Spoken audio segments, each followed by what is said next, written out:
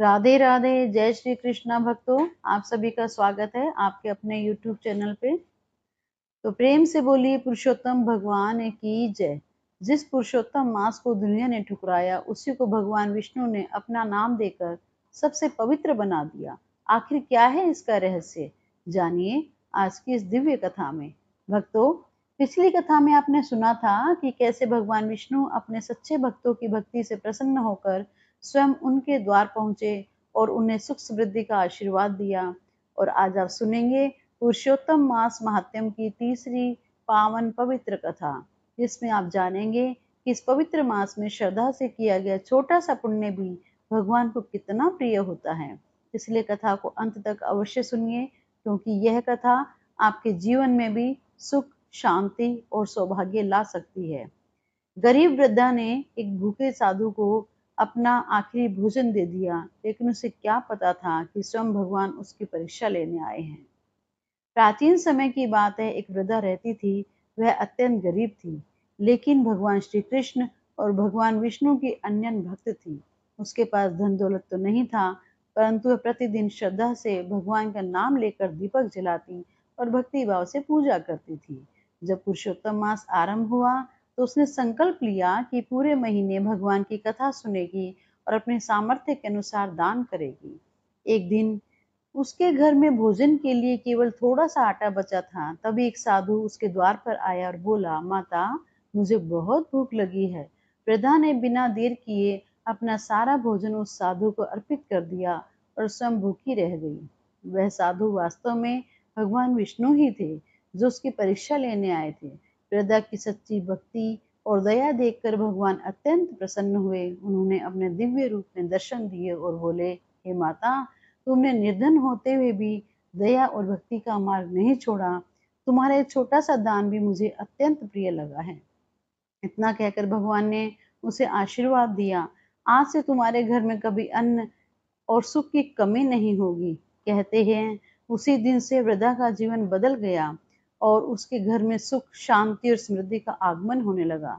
इसलिए कहा जाता है, पुरुषोत्तम मास में श्रद्धा से किया गया छोटा सा पुण्य भी कई गुना फल प्रदान करता है।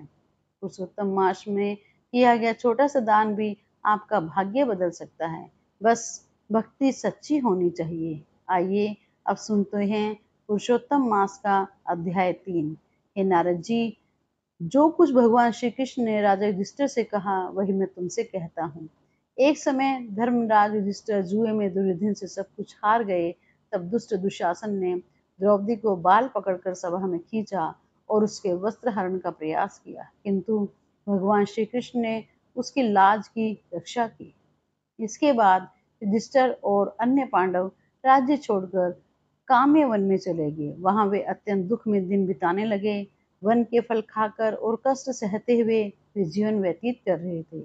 एक दिन भगवान श्री कृष्ण पांडवों का दुख जानकर काम्यक वन पहुंचे।